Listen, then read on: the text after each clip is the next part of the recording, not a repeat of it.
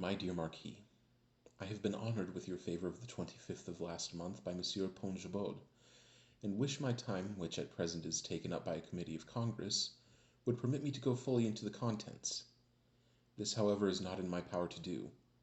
But in one word let me say, I feel everything that hurts the sensibility of a gentleman, and consequently, upon the present occasion, feel for you and for our good and great allies the French.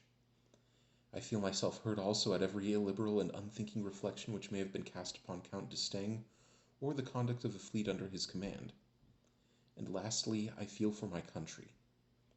Let me entreat you, therefore, my dear Marquis, to take no exception at unmeaning expressions, uttered perhaps without consideration and in the first transport of disappointed hope. Everybody, sir, who reasons, will acknowledge the advantages which we have derived from the French fleet and the zeal of the commander of it. But in a free and republican government, you cannot restrain the voice of the multitude. Every man will speak as he thinks, or more properly, without thinking, and consequently will judge of the effects without attending to the causes. The censures which have been levelled at the officers of the French fleet would more than probable have fallen in a much higher degree upon a fleet of our own, if we had one in the same situation.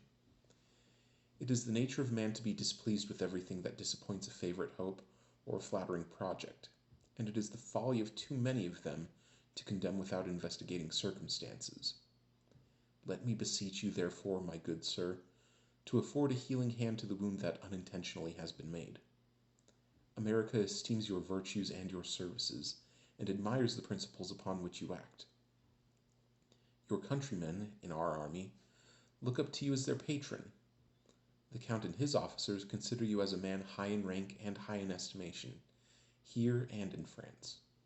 And I, your friend, have no doubt but that you will use your utmost endeavors to restore harmony, that the honor, glory, and mutual interest of the two nations may be promoted and cemented in the firmest manner.